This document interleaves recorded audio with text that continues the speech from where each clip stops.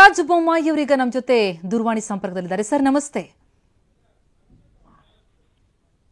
ಬೊಮ್ಮಾಯಿ ಅವರೇ, ನನ್ನ ಧ್ವನಿ ಕೇಳಿಸ್ತಾ ಇದ್ರೆ ಡಾಕ್ಟರ್ ಮನಮೋಹನ್ ಸಿಂಗ್ ಅವರನ್ನ ಕಳ್ಕೊಂಡಿದ್ವಿ, ತಾವು ಯಾವ ರೀತಿಯಲ್ಲಿ ಸ್ಮರಿಸ್ತೀರಿ ಈ ಸಂದರ್ಭದಲ್ಲಿ? ನೋಡಿ, ಮನಮೋಹನ್ ಸಿಂಗ್ ಅವರು ಬಹಳ ವಿಶಿಷ್ಟವಾಗಿರುವಂತ ಒಂದು ಪರ್ಸನಾಲಿಟಿ ಅವ್ರದ್ದು.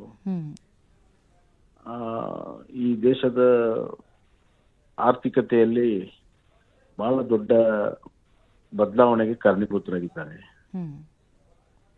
1990ರಲ್ಲಿ ಈ ದೇಶ ಆರ್ಥಿಕವಾಗಿ ದಿವಾಳಿ ಆಗುತ್ತಿರುವಂತಹ ಸಂದರ್ಭದಲ್ಲಿ, ಅತ್ಯಂತ ಕಠಿಣ ಸಂದರ್ಭದಲ್ಲಿ ಅವರು ಆರ್ಥಿಕ ಸಚಿವರಾಗಿ ಮಾಡಿರುವಂತಹ ಕೆಲಸ, ಬದಲಾವಣೆ, ಲಿಬರಲೈಸೇಷನ್ನು, ಗ್ಲೋಬಲೈಸೇಷನ್ನು, ಅದು ನಮ್ಮ ದೇಶವನ್ನ ಮತ್ತೆ ಆರ್ಥಿಕ ಒಂದು ಬಲವನ್ನ ಕೊಟ್ಟಿರುವಂತ ಕೆಲಸ ಮನಮೋಹನ್ ಸಿಂಗ್ ಆಗಿದೆ. ಅವರು ಅಂತಾರಾಷ್ಟ್ರೀಯ ಮಟ್ಟದಲ್ಲಿ ಹಲವಾರು ಸಂಸ್ಥೆಗಳು, ವಿಶ್ವಸಂಸ್ಥೆಯಲ್ಲಿ ಮತ್ತು IMF ನಲ್ಲಿ, ವರ್ಲ್ಡ್ ಬ್ಯಾಂಕ್ ಅಲ್ಲಿ ಎಲ್ಲ ಅವರ ಕೆಲಸ ಮತ್ತು ಅವರ ಕಾಂಟ್ಯಾಕ್ಟ್ಸ್ ನಿಂದ ಈ ದೇಶವನ್ನು ಉಳಿಸಕ್ ಸಾಧ್ಯ ಆಯ್ತು.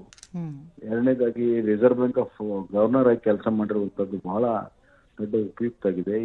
ಈ ದೇಶದ ಯೋಜನೆಗಳ ಮಾಡೋದ್ರಲ್ಲಿ ಬಹಳ ದೊಡ್ಡ ಪಾತ್ರವನ್ನ ಅವ್ರು ವಹಿಸಿದ್ದಾರೆ.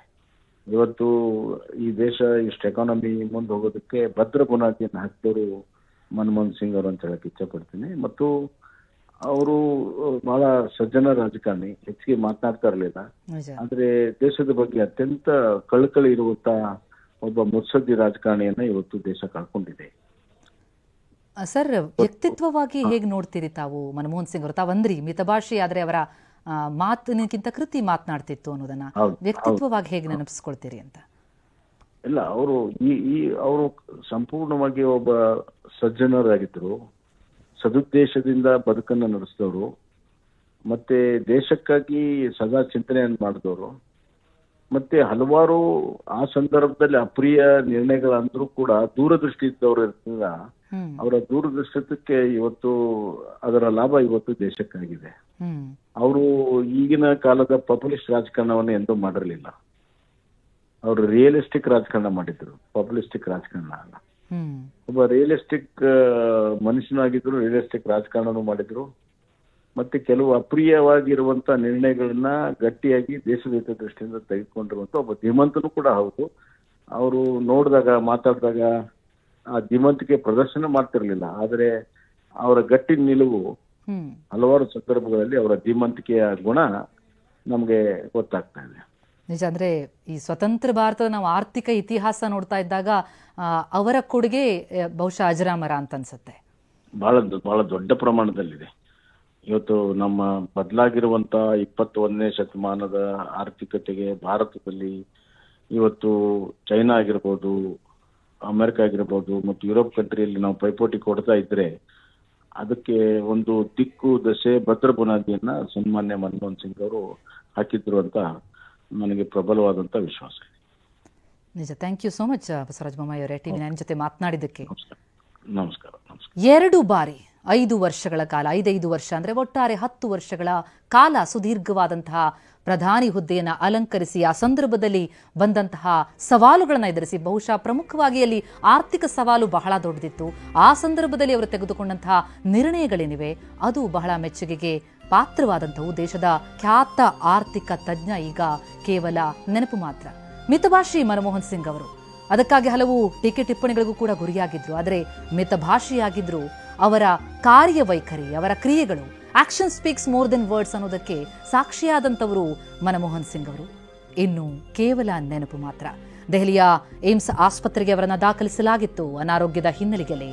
ಸುಮಾರು 8 ಗಂಟೆಯ ನಂತರ ಅವರನ್ನ ದಾಖಲಿಸಲಾಗುತ್ತೆ. ಆ ಬಳಿಕ ರಾತ್ರಿ 9:15 ಸುಮಾರಿಗೆ ಅವರು ವಿಧಿವಶರಾಗಿದ್ದಾರೆ. ಒಬ್ಬ ಆರ್ಥಿಕ ಕ್ರಾಂತಿಕಾರನನ್ನ ದೇಶ ಕಳೆದುಕೊಂಡಿದೆ. ಅದರಲ್ಲೂ ಭಾರತದ ಮೊದಲ ಸಿಖ್ ಪ್ರಧಾನಿಯಾಗಿ, ಜೊತೆಗೆ ನೆಹರು, ಇಂದಿರಾ ಗಾಂಧಿ ಹಾಗೂ ಪ್ರಧಾನಿ ಮೋದಿಯವರ ಬಳಿಕ ಅತಿ ಹೆಚ್ಚು ಸಮಯದ ಕಾಲ ದೇಶದ ಪ್ರಧಾನಿಯಾಗಿ ಕಾರ್ಯವನ್ನು ನಿರ್ವಹಿಸಿದಂತಹ ಒಂದು ಹಿರಿಮೆ ಬಹುಶಃ ಮನಮೋಹನ್ ಸಿಂಗ್ ಅವರಿಗಿದೆ. ದೇಶದ 2ನೇ ಅತ್ಯುನ್ನತ ನಾಗರಿಕ ಪ್ರಶಸ್ತಿ ಪದ್ಮ ವಿಭೂಷಣ ಕೂಡ ಅವರಿಗೆ ಒದಗಿತ್ತು. ಅವರು 91ರಿಂದ 96ರವರೆಗೆ ನಾವು ಗಮನಿಸ್ತಾ ಹೋದರೆ ಅವರು ಭಾರತದ ಹಣಕಾಸು ಸಚಿವರಾಗಿ ಸೇವೆ ಸಲ್ಲಿಸಿದಂತಹ ಸಮಯ. ದೇಶವನ್ನ ಆರ್ಥಿಕವಾಗಿ ಅವರು ಸದೃಢಗೊಳಿಸಿದ್ರು. ಪ್ರತಿಯೊಬ್ಬರು ಕೂಡ ಅದನ್ನೇ ಸ್ಮರಿಸ್ತಾ ಇದ್ದಾರೆ. 2 ಬಾರಿ ಪ್ರಧಾನಿಯಾದಂಥವರು ನಿರಂತರವಾಗಿ 2004ರಿಂದ 2014ರವರೆಗೆ. ಆ ಸಮಯದಲ್ಲಿ ಬಂದಂತಹ ಆರ್ಥಿಕ ಸವಾಲುಗಳನ್ನು ಇಡೀ ಜಗತ್ತು ಒಂದು ಕ್ಷಣ ಅಲ್ಲೋಲ ಕಲ್ಲೋಲ ಆದಂತಹ ಸಂದರ್ಭದಲ್ಲಿ ದೇಶದ ಆರ್ಥಿಕತೆ ಸುಭದ್ರವಾಗಿತ್ತು, ಜೊತೆಗೆ ಈಗಲೂ ಮುನ್ನಡ್ಕೊಂಡು ಹೋಗ್ತಾ ಇದೆ ಅಂತಂದ್ರೆ ಅದು ಆ ಕಾಲದಲ್ಲಿ ಅವರ ಕೊಡುಗೆ ಬಹಳ ಪ್ರಮುಖ ಆಗತ್ತೆ. GDPಯನ್ನು ಕೂಡ ನಾವು ಗಮನಿಸಿದಾಗ ಅಭಿವೃದ್ಧಿಶೀಲ ರಾಷ್ಟ್ರಗಳ ಪಟ್ಟಿಯಲ್ಲಿ ದೇಶ 2ನೇ ಸ್ಥಾನವನ್ನು ಅಲಂಕರಿಸುತ್ತೆ. ಸಿಂಗ್ ಅವಧಿಯಲ್ಲೇ ನರೇಗಾ ಯೋಜನೆ ಜಾರಿಯಾಗಿದ್ದು, ಹೀಗೆ ಅವರ ಕೊಡುಗೆಗಳ ಅಪಾರ ಇದೆ. ಕನಿಷ್ಠ 100 ದಿನಗಳ ಕಾಲ ಉದ್ಯೋಗವನ್ನು ಒದಗಿಸುವಂತಹ ನರೇಗಾ ಯೋಜನೆ ಏನಿದೆ, ಆ ಯೋಜನೆಗೆ ನಂದಾಗಿ ಸಿಂಗ್ ಅವರನ್ನ ನೆನಪಿಸಿಕೊಳ್ಳಲಾಗುತ್ತೆ. ಜೊತೆಗೆ ಅಣ್ವಸ್ತ್ರ ಒಪ್ಪಂದದ ವಿಚಾರ, ಜಾರ್ಜ್ ಬುಷ್ ಹಾಗೂ ಮನಮೋಹನ್ ಸಿಂಗ್ ಅವರ ಒಪ್ಪಂದದ ಸಹಿ ಹಾಕಿದ್ದಂತಹ ಸಮಯ, ಇವೆಲ್ಲವೂ ಕೂಡ ಒಂದೊಂದಾಗಿ ಈಗ ಮನಮೋಹನ್ ಸಿಂಗ್ ಅವರ ಕೊಡುಗೆಗಳು ನೆನಪಿಗೆ ಬರ್ತಾ ಇದೆ. ಅವರು ಆಗ ಮಾಡಿದ ಆರ್ಥಿಕ ಸುಧಾರಣೆಗಳಿಗೆ ಈಗಲೂ ಕೂಡ ವಿಶ್ವದ ಮನ್ನಣೆ ಇದೆ. ಜನಪ್ರಿಯ ದೃಷ್ಟಿಕೋನದಿಂದ ನೋಡೋದಾದರೂ ಕೂಡ ಅವರ ವ್ಯಕ್ತಿತ್ವವನ್ನು ಬಿಂಬಿಸುತ್ತೆ. ಅವರು ಆಗಲೇ ಬಸವರಾಜ ಬೊಮ್ಮಾಯಿ ಅವರು ನೆನಪಿಸ್ಕೊಳ್ತಾ ಇದ್ರು, ಅವರು ಪಾಪ್ಯುಲರಿಸ್ಟಿಕ್ ಯೋಜನೆಗಳನ್ನು ತಂದಂಥವರಲ್ಲ, ಆದರೆ ಒಂದು ಫ್ಯೂಚರಿಸ್ಟಿಕ್ ಯೋಜನೆಗಳನ್ನು ತಂದಂಥವರು. ಆ ನಿಟ್ಟಿನಲ್ಲೂ ಕೂಡ ಅವರ ಕೊಡುಗೆಗಳು ಅಪಾರವಾಗಿದೆ. ಹಾಗಾಗಿ ಅವರನ್ನು ಒಬ್ಬ ಮಾಜಿ ಪ್ರಧಾನಿಯಾಗಷ್ಟೇ ಅಲ್ಲ, ಒಬ್ಬ ಆರ್ಥಿಕ ತಜ್ಞನಾಗಿ, ಶಿಕ್ಷಣ ತಜ್ಞರಾಗಿ ಅವರನ್ನ ಸ್ಮರಿಸಲಾಗುತ್ತೆ. ಮಾತಿಗಿಂತ ಕೃತಿಯಲ್ಲಿ ಅವರ ಸಾಧನೆ ಬಹಳ ಉನ್ನತ ಮಟ್ಟದ್ದು. ಅಂತಹ ಆರ್ಥಿಕ ಕ್ರಾಂತಿಕಾರ ಈಗ ಕಣ್ಮರೆಯಾಗಿದ್ದಾರೆ. ಅವರನ್ನ ಸ್ಮರಿಸಲಾಗ್ತಾ ಇದೆ. ಭಾರತದ ಮೊದಲ ಸಿಖ್ ಪ್ರಧಾನಿ. ಅವರ ಶಿಕ್ಷಣ ಕೂಡ ಬಹಳ ಉನ್ನತ ಮಟ್ಟದ್ದು. ಕೇಂಬ್ರಿಡ್ಜ್ ವಿವಿಯಲ್ಲಿ ಅವರು ಅರ್ಥಶಾಸ್ತ್ರ ಅಧ್ಯಯನ ಮಾಡ್ತಾರೆ.